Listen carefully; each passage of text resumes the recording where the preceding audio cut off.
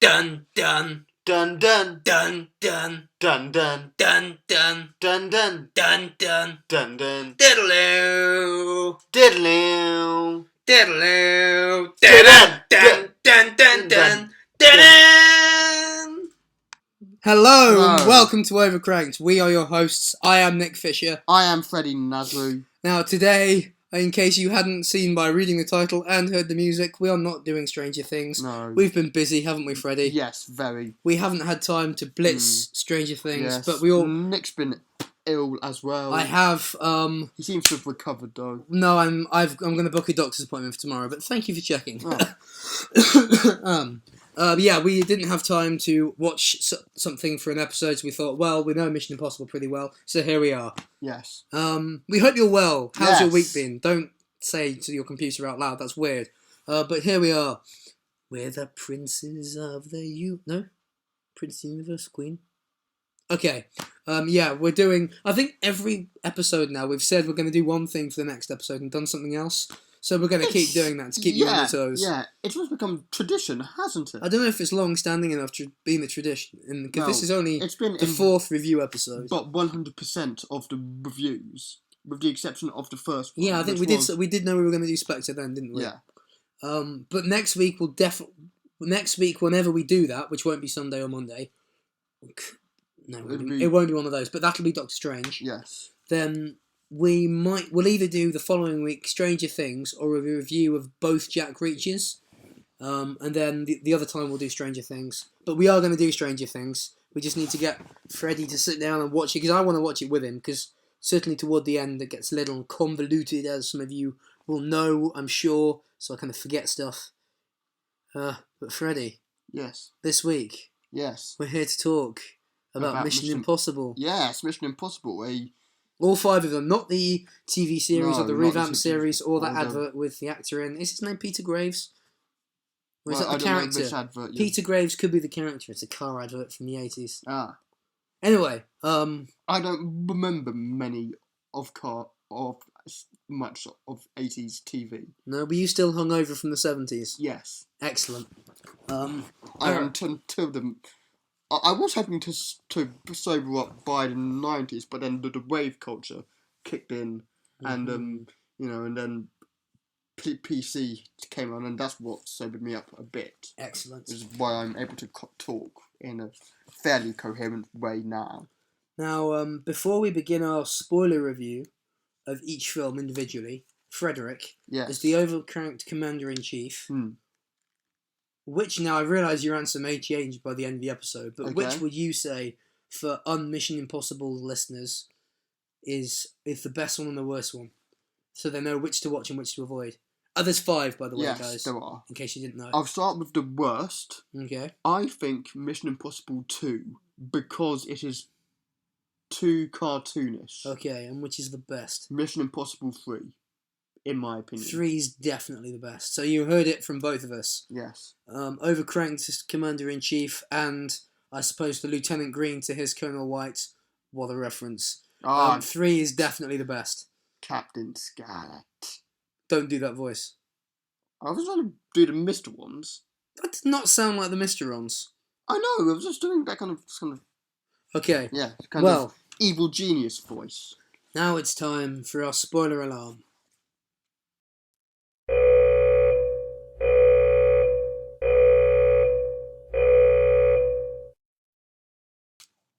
Okay, so, Freddie. Yes. I've got a list of 5 things here. Okay. There will be a 6th, which will be the Overcranked rating out of 10. But if we're going to apply the list to each film. Okay. In chronological order. Okay. That is to say, the first, and the final one last. Yes. In the middle, somewhere in between. Yes. Fantastic. Yes. Okay, so Mission Impossible 1. Yes. 96. Yes. A few days either before or after I was born. Nice. It was released, actually. It's directed by Brian De Palma. Yes. It's meant to be set in the same canon as the TV show, and Jon Voight plays a character from the TV show, but it's not. Jon Voight doesn't play him in the show, and they wanted that actor to play him in the show, to play him in the film. So originally it was going to be set in the same continuity, but now because of the what's the bad guys called in Rogue Nation, the Syndicate, who are in the show as well, because they've introduced a new version in the films. Maybe that means the films are no longer in the show canon. But anyway, first Mission Impossible. Plot. Does it make sense? Right. From what I remember, there's a double agent. Yep. Who is? I can't remember his name. Don't look it up. Okay, I can't remember his name, Nick. What's the John Voight's character? I think that's Peter Graves, not the actor. Peter Graves, yeah. Anyway, we'll just say John Voight. Yeah, John Voight's character goes rogue, turns to a double agent, fakes his own death, and there's something to do with a missing file of agents, or... It's a knock list, is it? Yeah, the first one's the knock list, where there's all the active mission IMF force, and then there's all their names, and then there's all their code names, and the list is in two halves, and someone's trying to get both halves. Yeah. The last half hour or so does not make sense, or 45 minutes. But there's some cool stuff with the train, and the computer bit doesn't make sense. Which computer bit? The email bit, like quite early on when Cruise is in Paris. Job. The bit of the buy. I think that was done in a time, sort of like some of the stuff in the X-Files, where no one really knew what computers did. So Tom Cruise invents an email address or something. Okay. It doesn't make sense, does it? Like this montage of him clicking at his computer. Yeah. Oh, fun fact about the first one: Ethan Hunt does not shoot a gun. Interesting. Yeah. Yeah. All right, Freddie. Yes. Supporting characters. So his crew, the Cruise crew, are they important? Kind of. Without the crew, they wouldn't have been able to break it into the CIA. Definitely. And I mean, like his IMF team at the start of the film. At the start of the film, yeah. Not the one with Luther, not and Luther, the French guy who betrays and him. Jean Beno and Okay, right. Well, they don't do much, do no, they? they don't. They're going to death for about 10 minutes. Yeah. It all looks fairly promising. Yeah. And then they all get systematically killed. Yes, they did. I mean, the show was a big ensemble, but other than the fifth one, these are just cruise-a-thons, aren't they? Yeah. But can you remember the name of any of his crew in the first one? Jack. Is he the elevator guy? Yeah. We all remember that scene in the first one where he sat on top of the elevator. He's like, oh crap, and he gets crushed. Yeah. It's pretty great. Who else? One of them does survive. I seem to remember That's the one girl, of them survives. Because she goes back to the apartment, doesn't she? But I can't remember her name. Isn't she John Voight's wife? Something like that. And she turns out maybe to be evil and maybe not to be evil. Who's to say? When they're on the train at the end. I can't remember. No. It's a... I like Brian De Palma. He's made some good films, but... He's made better films than that, hasn't he? Yeah, The Untouchables, for example. My favourite De Palma film. I think I've seen 4 of his. That, Carrie, Mission Impossible, and bloody Scarface. Mission Impossible's... No, The Untouchables, sorry, is definitely my favourite of those. And Carrie's pretty great.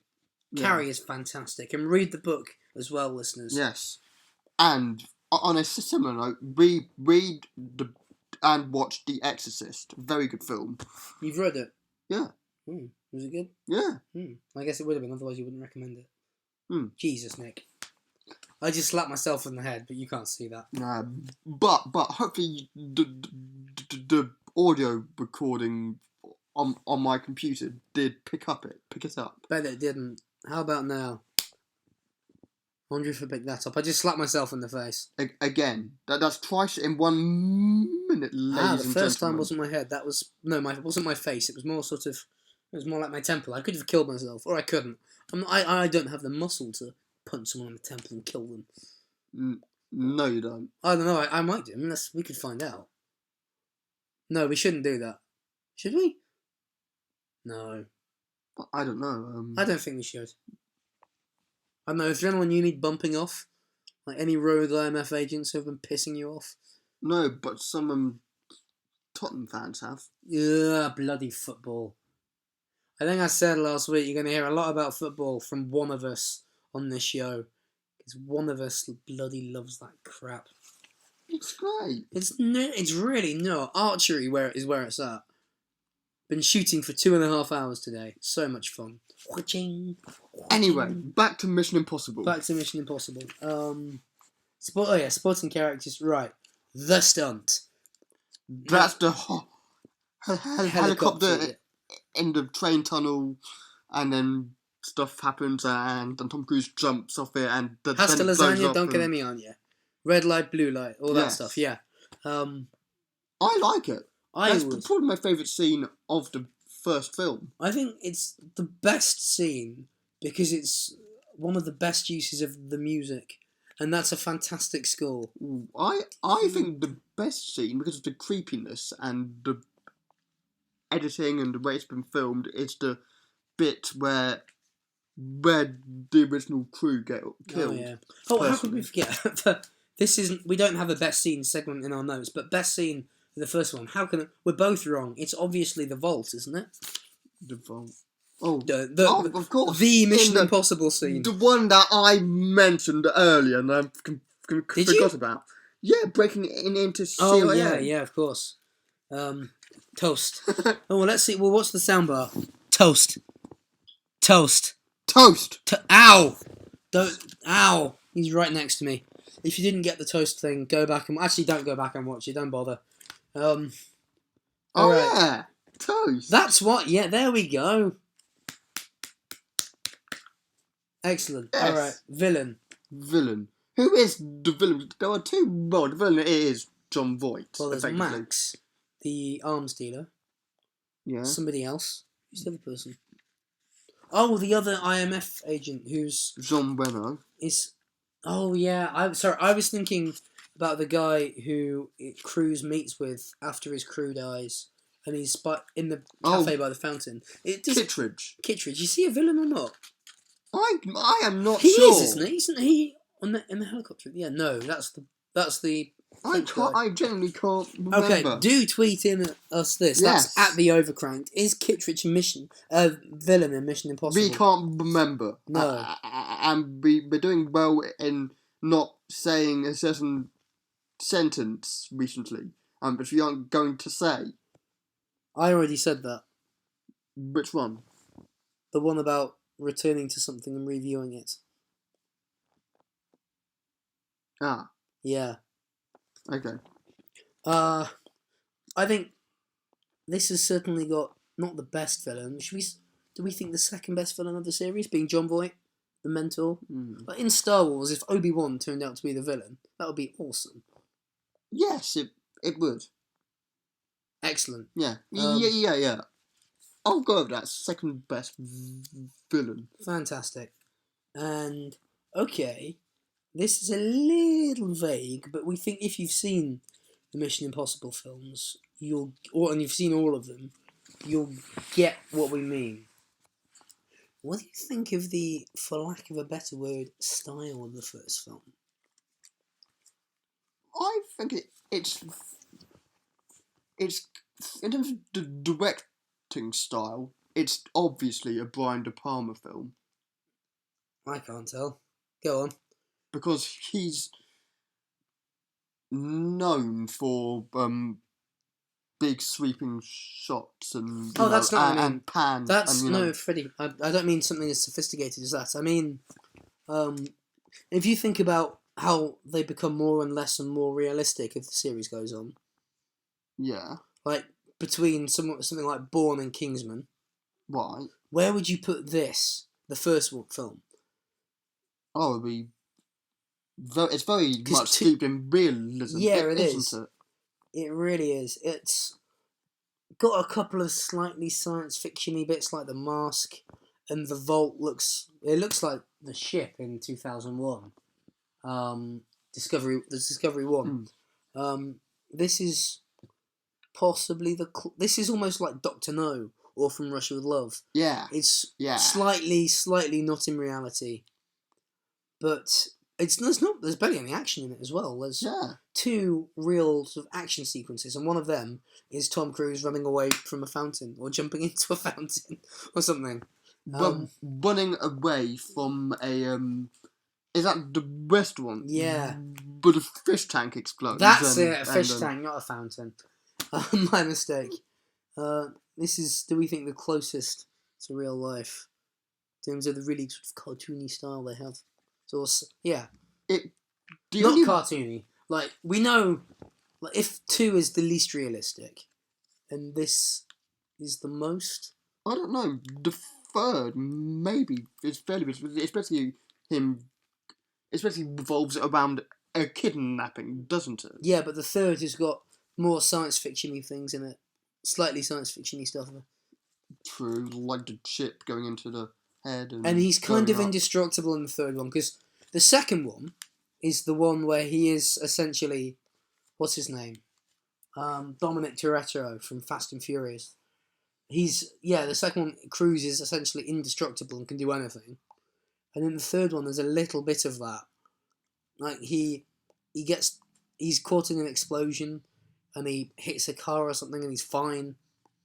So the third one, less so than 4 and 5, but it's steeped a little in cartooniness anyway. But we're talking about the first one. Yes. You think it's the closest to reality? Yeah. Okay. Yeah. Now the second one, released in 2000. Yes. But directed by none other than John Woo. And it's got the brilliant action director. This is the only one of his films I've seen. I know he's a big influence on Robert Rodriguez, but this is the film that's responsible for so yeah, we've got this film to blame for that. Yeah. But contrary to most people, I quite like Mission Impossible 2. But anyway, Freddy, the plot. Yes. Does it make sense? I'm trying to work this out because I think that answers that question. Initially, it kind of does, because it's a guy trying to reach somewhere who injects himself with a drug called Chimera, which degenerates your blood cells, I think. And then he's got to get somewhere where he can get an antidote for it within a certain time, otherwise he dies. He doesn't reach it, does he? I don't remember that. I can't remember it either. Then how do you know to say it if you don't remember it? I'm just going off what I remember from my last viewing of the film. And basically, Tom Cruise is trying to destroy all remaining life forms of this drug. Why don't they just kill him? Not Cruise, the guy who's trying to cure himself. Because there are still some more in the lab. But shouldn't killing him be the... Oh, I remember the lab scene. Shouldn't killing him be the priority? I don't think it's contaminated. I don't know. So is it kind of like Casino Royale? They could kill the Schiffer, but instead they find a really elaborate way to defeat him. Because killing would be too easy. Okay. I guess so. So maybe it... Douglas Scott wants to make a monopoly out of it, I think. Okay. I think. One more fact about Douglas Scott's character in that film. That role... Yes. That film delayed shooting. It went over time. So Douglas Scott had to back out of X-Men, which is why Hugh Jackman got the role. Really? Yeah. He was going to be Wolverine. He was going to... Think of the... Hugh Jackman must have been paid in the hundreds of millions for Wolverine. Yeah. Legend has it he was offered $100 million to return for another X-Men film after Logan. The trailer for which looks fantastic. But yeah, that's amazing, right? Like, yeah. Hugh Jackman has another man's career. Yeah. Yeah. Yeah. He does. With Douglas Scott, he was in something I saw last week at a film festival in Nottingham. A film called Christ, what's it called? Oh, The Resort. That's Resort with a Z, which is basically Jurassic Park, but the guests can shoot zombies. And Dougray Scott was in that with, what's her name? Huntress from Arrow, Jessica DeGale, and the director was this English guy. I tried a Q&A with him, but anyway, that's going off topic. That's what Dougray Scott's doing. £3 million pound or dollar zombie films where Hugh Jackman is in a potentially multi-billion dollar franchise. Probably the X-Men films are probably grossed in the billions if you add them all together, because there's been 9 or 10 of them. 2 trilogies and 2 other, so 8 films, 9 including Deadpool. Yeah, must be. And Deadpool made at least 300 million. Yeah. But anyway, yeah, Dougray Scott lost his career to Hugh Jackman. Yeah. It's really weird. I just think it's a funny situation. It is a bit funny. Yeah. The plot for MI2. It doesn't make sense, I think. Alfred Hitchcock stole the plot from this for his film in, I think, 1964, Notorious. Same plot. A woman has to, I think, a female criminal, I think she's a criminal in Notorious, is recruited by spies to get back with her former lover to find information. And there's a racecourse scene in Mission Impossible 2 that I think there's a version of that in Notorious as well. I didn't quite catch the end of Notorious. I think I know what happens. But yes, Alfred Hitchcock stole the plot from this film for Notorious, which I think was quite... It's plagiarism. It was. I think it's quite terrible of him, really. Yeah, same here.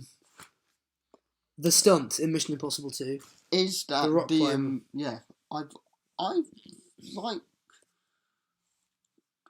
I like it's a cool stunt. He's basically being Lara Croft. Yes. Yeah. Yes. Yeah, it's kind of cool. I don't know. We know that Cruise didn't do the helicopter thing for real because that was green screen. Yeah. But I don't know if this was real or not. It sounds like, because Cruise loves this kind of thing. We should have researched this, really. But this is exactly the kind of thing Tom Cruise likes to do, so I bet it is real. It's certainly more possible than Freddy, the helicopter. Possibility is not a limitation. We're talking about Mission Impossible. Good point. I know. Yes. Yeah. Okay. Have we talked about the supporting cast? No, we haven't. We've sort of talked about the villain. Yeah. Oh yeah, supporting characters. Luther is in it. Yeah. There's the woman. Yeah. She's cool. Australian.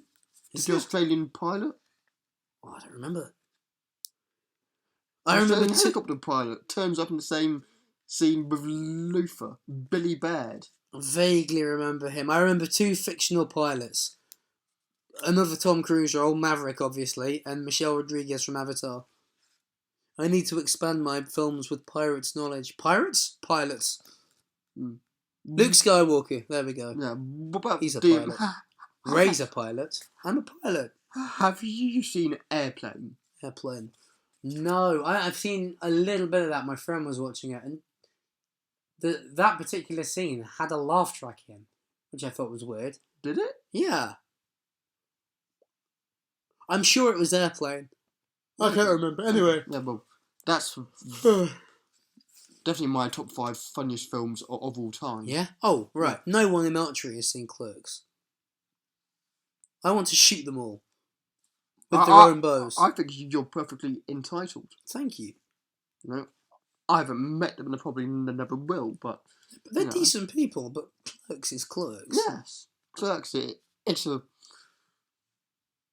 Well, 37.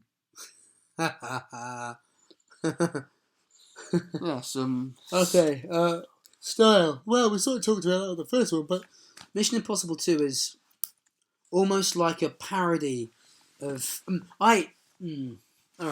I haven't... It's the only John Woo film I've seen, but I've seen a few Rodriguez films, and I know that John Woo's a big influence on them. And Mission Impossible 2 is so John Woo-y, it almost seems like it's a parody of John Woo. Do you know what I mean? With the orange tint and the slowed down shots and that ridiculous scene. It's such a cliche that I hate in films, or at the end, where Cruise and Dougray Scott's going to fight. And Dougray Scott takes his belt off with his guns on. So Cruise takes them off too. You don't do that. No, you just shoot them. No, like guy. in The Good, the Bad, and the Ugly. If you're going to shoot. Don't talk. Yes, exactly. Which I think is a really funny line, because It no one is. does it. And Eli Wallach ad-libbed that. Yes, that makes it even better. Yeah. So 2 is... excuse me. It's sort of like... I would rank 2 as, for the kind of film that it is, it's better than The Expendables, but not as good as the really good Fast and Furious films, like 5. Okay. Don't get me wrong when I say this is the worst Mission Impossible film. It's not a bad film. It's the least good. Yes. I actually disagree. I don't like the 4th or the 1st much, but I'm not the Overcranked Commander-in-Chief. Well, film is a objective thing. No, So it's subjective. Subjective. You know what I mean. You mean the complete opposite of what you say? I mean And don't say no or yes. You're damned if you do and damned if you don't. Or damned if you say no or yes or something. No, but we're entitled to our opinions and debates and stuff. Yes, sure. That's what I mean. Magnificent. Yes. Why should we agree with everything each other says? Because if you don't agree with me, you're wrong. Well, that's just communism. No, that's me being right. It's communism or No, it's fascism. It's on the same scale. No, they're a complete opposite. Okay, the more extreme they get, the more similar. Oh, for God's sake, we're talking about a tangent. Fucking hell. Okay. Mission Impossible 3. Glorious. The best one. Glorious, glorious, glorious, glorious, glorious, glorious, glorious, glorious. Oh yes, definitely the one. It's kind of like I like to think that 24 started. Actually, no, it's probably Die Hard started the wife getting kidnapped. Possibly, yeah. Okay, ignore the 24 thing, but who is it? It is his wife who gets kidnapped in this, isn't it? Yeah. Yeah. By the best villain. Philip Seymour Hoffman. So the plot doesn't make sense. Sorry, go on. Talk about Philip Seymour Hoffman. He uses charisma. He does, and he's genuinely scary. And the way he delivers his lines, he does them in I think the perfect tone of voice and so on. I like when he's being taken and he's saying when he's being arrested, and he's saying to Ethan Hunt, "You have a wife. I'm going to find her. I'm going to hurt her, and I'm going to hurt you." And he does. He sort of reminds me. Right? Are you going to watch Arrow? Yes. You're at certain? Some point. Yes. Fingers in your ears. Okay, guys, skip ahead like a minute. If you haven't seen Series 2 of Arrow, Philip Seymour Hoffman in this sort of reminds me... I can still hear you. Philip Seymour Hoffman in this sort of reminds me of Slade in Series 2, where he just sort of turns up, he's like, "Oh, Laurel, Oliver Queen's Arrow." And he hijacks Oliver's car, kills his mum, doesn't kill Oliver, he just walks away.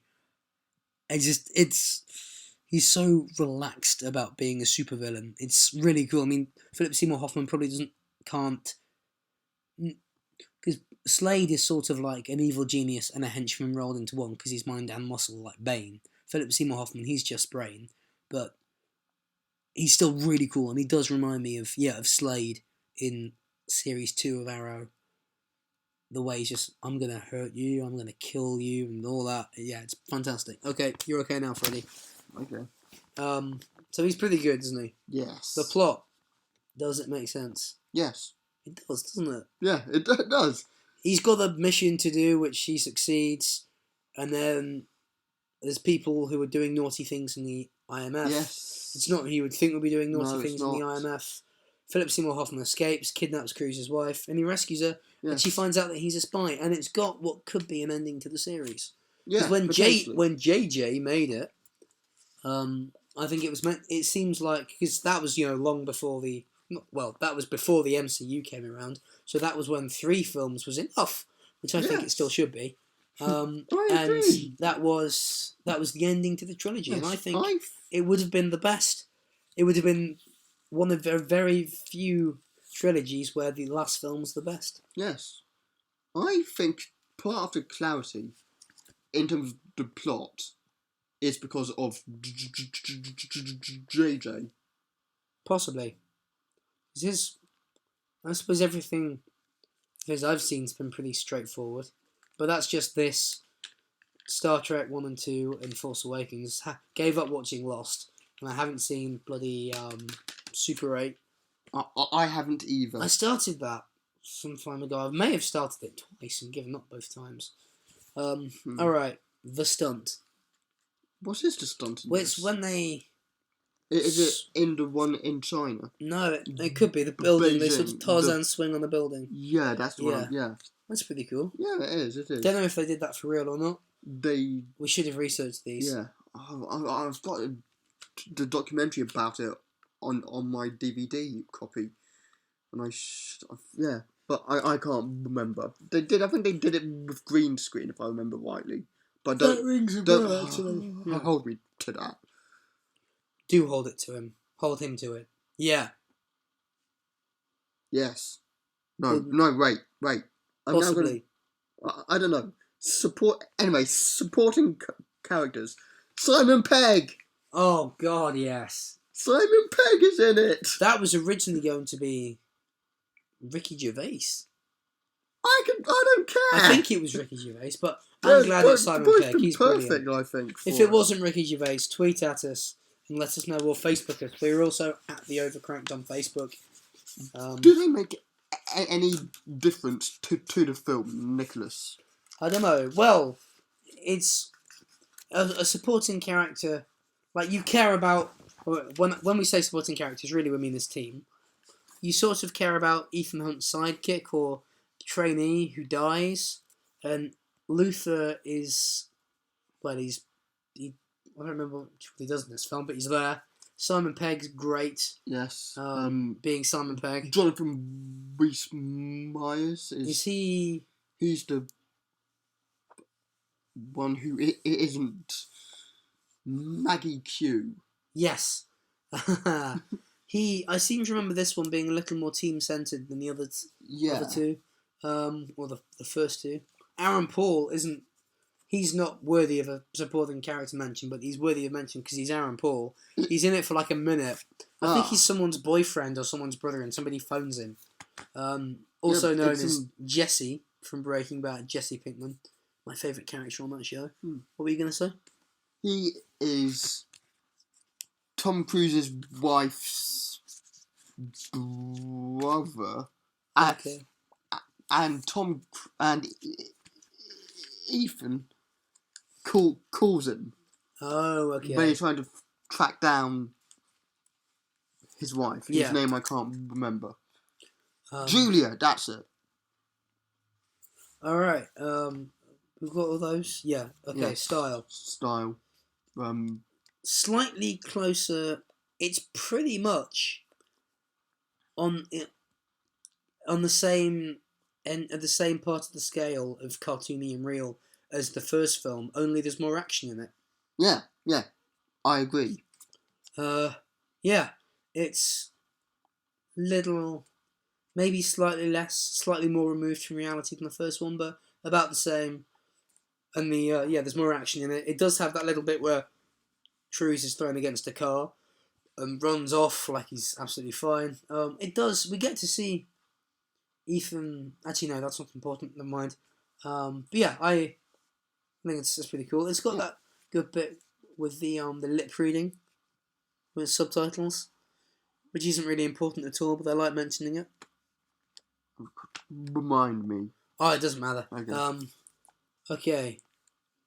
Mission Impossible 4. What's the... Ghost Protocol. Yes. Ghost Protocol. The plot, I can't remember. So that means it doesn't make sense. Oh, it's something about missile codes or nuclear codes. Yeah, something like that. It's... They blow up the Kremlin. I remember that. Yes, they do. They don't, but it gets blown up. And the fourth one has got that really confusing scene where they're in a hotel and the crew are split in two. One half of them are pretending to be the people selling these codes. Yeah. and the the other- people buying them are in the room. Then the other half are pretending to be the people buying them. Yeah. And yeah, the guys are selling them. Someone's wearing glasses that transmits the codes to the people who are selling them, to the other half of the crew who are pretending to be the ones who are selling them. It's bloody confusing, isn't it? I'm not a fan it's of the very fourth one. clever. Yeah, it's That clever. scene. Yeah. So the plot doesn't make sense. We don't think. No. Okay. Supporting characters, they're becoming more important. Yeah, they are. I think it's a shame that after the third film they didn't keep the crew, because not until the fifth one do we have a crew where all of them have been in them before. That's with the exception of Oh, the woman. Is it Rebecca Ferguson? in the fifth one, Yeah. and the sixth one, which is yet to be Oh, made. yeah. But not the fourth one. That's the only change in the crew. No, there's There is a couple of women in the crew in the fifth. In the fourth one. There is. I can't remember her name. But this is all return. This is the first time it's been all returning crew in the fifth one. Anyway, the stunt. Swinging from the big building in Dubai. He actually did that. Yes, and it's not the really famous building in Dubai that looks like a sail. But it's the other one. Yeah, it's a hotel. It's massive. Yeah, there's a picture of crews sitting right on the top of that building as well. Ah. It was on Jonathan Ross Uh-huh. some time ago. I think it's a bit too similar to the big stunt from the third one, though. But you can see it, because in the third one it's all at night. And he did this for real. Yeah. It's the tallest building in the world and crews hung off it. Yeah. So you can't criticise it. But in terms of the actual, looking at them, in terms of the what happens, we in the actual disagree. stunt, it is pretty similar. Yeah, it's similar, but I don't think it's given what it is and what does it the tallest building in the world, and you can actually see it where you can't in the third one. And in the third one, they maybe did it with green screen. I don't think it can be criticised. Anyway, villain. Who is the villain? Correct. Style. Style. It's standard 21st century action film. I mean, isn't it? on the scale of Kingsman to Bourne, it's quite. It's quite middle, definitely. I describe because 4 and 5 so. are quite similar in closeness to reality, and I said to Freddie before we started recording, they are both. They're sort of like the equivalent of the Marvel Cinematic Universe, and you could sort of and the level of reality that they sort of apply to IMF and the design of their headquarters. It's sort of similar to Shield, slightly closer to reality in the third one.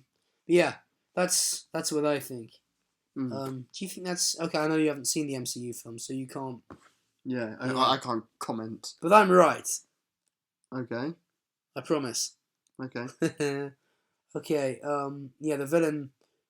But isn't the fourth one the one where there's? It's the first film with the Syndicate. There's an. Oh, they only get mentioned at the end, but the fourth film is the one where there's an evil counterpart to every one of the characters in the team. Maybe. Is that right? Maybe. I can't remember that. I generally don't know who the villain is. I can't remember. Alright. Mission Impossible 5. Rogue Nation. I like it. I definitely prefer it to the fourth. I don't like the fourth one at all, you know. I've only finished it once. Same with the first one. Yeah, fifth one's pretty great. It starts with Ethan Hunt on the run. He seems to be hunted by the IMF in every single film. And you think the IMF would have learned. It's kind of like Jack in 24. He goes rogue at least once a series. And you think by now the IMF would have learned to trust Ethan Hunt. Yeah. But they do keep changing their heads in every film. They do. Oh, Lawrence Fishburne. I know, Anthony Hopkins in film 2. Why the hell didn't they keep him? I know. Anthony Hopkins is essentially Lawrence M. Fishburne in the third, then it's someone in the fourth, and Alec Baldwin in the fifth. Maybe that's why they don't trust him, because it's someone new Maybe. who doesn't know his track record. Oh, going back to the fourth one for a moment, the opening really annoys me because it's the day. The Russian prison. Yeah, and I'll explain why. Okay. Ethan Hunt. It's the day they decide to rescue Ethan from prison, but it kind of. I might be wrong, and if I am, I apologise and tweet in to let me know. It seems like by then Ethan had decided he was going to escape because he was bored. Is that right? He was definitely bored. He was throwing a rock against his cell, Great Escape style, wasn't he? Yeah, oh, great. Yeah, I'd never picked up on that. A nice reference to the Great Escape. Yeah. But doesn't it seem like he's escaping anyway before they break him out? I can't remember, annoyingly. But the fourth one does have that magnificent light the fuse. And then it goes to and the then opening credits. Anyway, film 5. Film 5. Does the plot make sense? It made sense when I watched it, but now I can't remember it. So it possibly makes sense. And I haven't seen it. Schrodinger's plot. Eh? You're familiar with Schrodinger's cat? No. If you put a cat in the... Okay, we'll talk about this offline. But, off air. But the plot sort of makes sense, we'll say. Should we say it makes sense? Is that the cat in a box where it's neither dead nor alive? Yep. Okay. Supporting characters, are they important? Yes! Yes, they are! For the first time, they're really properly. Yeah. But it has my favourite scene in the series, which is when the villain gets trapped in the glass box and they all walk up, and each one has like 2 bars of the music Simon Pegg, Luther, Ving Rhames, and Rebecca Ferguson. And then... No, it's not Rebecca Ferguson. It's Runner. It's all the old crew. I love Jeremy Renner. I think he's great in those films. He's great in The Hurt Locker too. Haven't seen it. That's an awesome film. Is that about the bomb disposal? Yes. Yeah. My bloody XLR cable. I have a microphone, so we decided to try and record on that this week. But the XLR cable, it looks like it's damaged. It's stuck to the microphone. It isn't coming off. It's a shotgun mic for those who know your equipment. It won't bloody come off. I'm trying to do it now. Anyway. Yeah, Jeremy Renner. We didn't talk about him in the fourth one. He's pretty great, isn't he? Yeah. I watched this film with my family. I'd seen it before I saw it in the cinema, and then we watched it together. My dad thought Luther was hilarious, but there's a great scene when they're in not Dubai, wherever they are, where there's a big car chase. In the fifth one. Yeah, where Cruz and Peg are in a car, and then they pass not Ethan. They pass Ving Rhames and Renner, and they look at each other and stop and kind of wave at each other and then keep driving. Because I think, are they both being chased? Something like that. Yeah. Or they're trying to find Cruz and Peg or stuff the way around or something. But yeah, it's pretty great. What do you think of the villain? The villain is the English guy, isn't he? Yep, English spy who wears a turtleneck. Not a bad villain. Yes, I think it's cool that he actually gets his hands dirty. Like he shoots the woman in the record shop himself, which is kind of cool. Yeah. And I don't know. To be fair, Philip Seymour Hoffman gets his hands dirty to an extent. He does, as well. But I'm a big fan of the evil alter ego of a character. Like my favourite Bond film is GoldenEye. Partly because of Sean Bean's character, and this is what the Syndicate are. They're an evil version of the IMF, so that's pretty cool. Style. We'll do the other thing last. Style. It's basically the same style as Ghost Protocol. Yeah, but infinitely better in every way. Ghost Protocol is not good. I do not like it. It's a good film from a. But they're all good films. I don't know. I don't think it's entertaining, Ghost Protocol. I think it's just But yeah, the fifth one's pretty great, isn't it? Yes. And it's got that fantastic opera scene. It does, with the sniper rifle and Rebecca Ferguson and stuff. Yeah, that's pretty great. Now, this is undoubtedly the film with the best stunt in the series, and I don't know about you, Freddie, but one of the best stunts I've seen in a film, period. What is it? One of the most famous men in the world strapped to a plane while it's in flight. Oh yeah, that. Yeah, yeah. I was thinking of the bit where he's got 30 seconds to or something to get that memory card or something into the. Tell you why they did that. You know, Ethan dies during that scene. Yeah. The reason they did that was Macquarie, who directed it, wanted, because the film's called Mission Impossible, he said, well, there has to be a mission that is impossible. So that's why, fun fact, Ethan dies in that scene. Yeah. Yeah. Best stunt in the series, do we think? Yeah. The jump, I mean. Yeah. The aeroplane. Yeah. I remember watching that. Like, I've had... watching that sequence, like when I saw the trailer for the first time, when I saw the film in the cinema, it was like when you go up on a roller coaster, you're on a plane and you're getting higher and higher, and you start feeling, God, am I high enough to, if I get off now, will I be safe or not? I'm too scared to try, so I'll keep getting higher. But if I keep getting higher, I know I'm in danger. It really, I'm not someone who's afraid of heights, but it is you quite feel for Ethan the first time you've seen that scene. Like, I've seen the trailer a bunch of times, I've seen the film a couple of times, so the effects worn off. But that's a fantastic scene, and I believe it was Cruise's idea. You know, Okay. I think I've heard some story that Christopher McQuarrie said they were trying to think of something to do with this plane, and Cruise said, well, he saw a model for the plane or something. He said, oh, are you going to strap me on the side of it? If he assumed their plan was just strap him on the side of it. And there's an interview somewhere, have you seen this, where Cruise is talking about his mother's reaction to that scene? I haven't. No. He didn't tell her what about the scene, and then when she saw it, I think she said she's deep south, but she's very religious, very conservative, and she saw Cruise doing this, and he's a real daredevil. He's an adrenaline junkie, but Cruise just said in this interview, his mum was watching this clip and she was like, oh lordy lord, Tom, I'm so glad you didn't tell me about this one. Alright, Freddy. Yes. Overcranked Commander-in-Chief. Yes. Mission Impossible, 1994. On a scale of 1 to 10, 1 being Batman and Robin, 10 being The Good, the Bad and the Ugly, where do you place it? I am not sure. Because I was going to put this as a 7, but is that too high? I think that's fair. Alright. I mean, most reviews of this film will probably give it 4 stars, or 5. Yeah. Unless you're reading Sight and Sound or something. So I think 7. 7's fair. Yeah. Alright. Mission Impossible 2. On a scale of 1 to 10, 1 being Batman and Robin, 10 being The Good, the Bad and the Ugly, where would you put Mission Impossible 2? 6. On a scale of 1 to 10, 1 being Batman and Robin, 10 being The Good, the Bad and the Ugly, where would you put Mission Impossible 3? 8. 4 numbers? 8? Okay.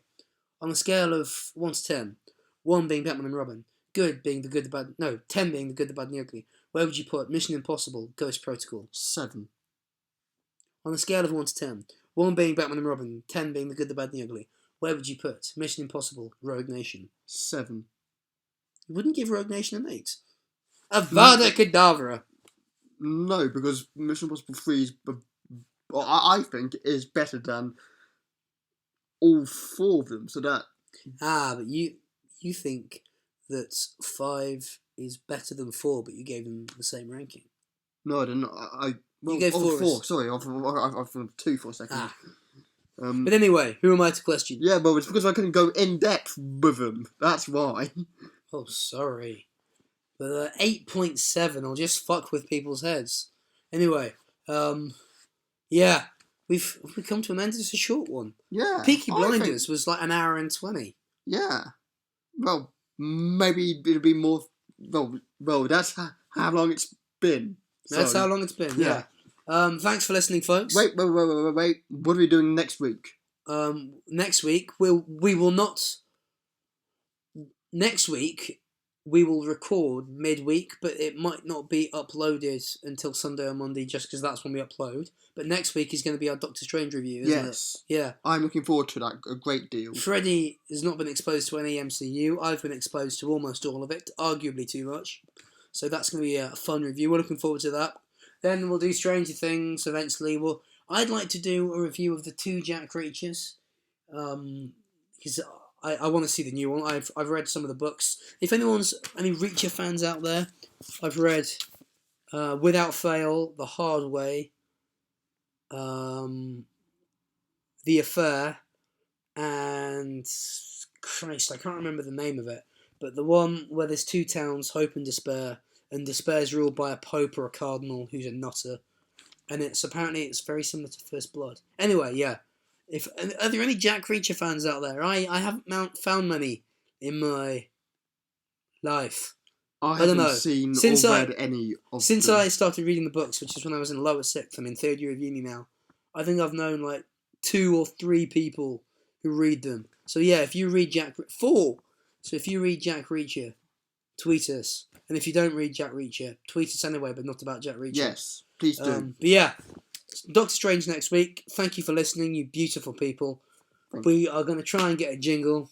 Yes. We need to find a music student. Yes, we do. Yeah. So thanks for listening. Have a you, great yes. week. We'll see you on Friday. For the next news. Yeah, the next news episode. Yes. Take care, guys. We love you. Take Goodbye. care. Goodbye.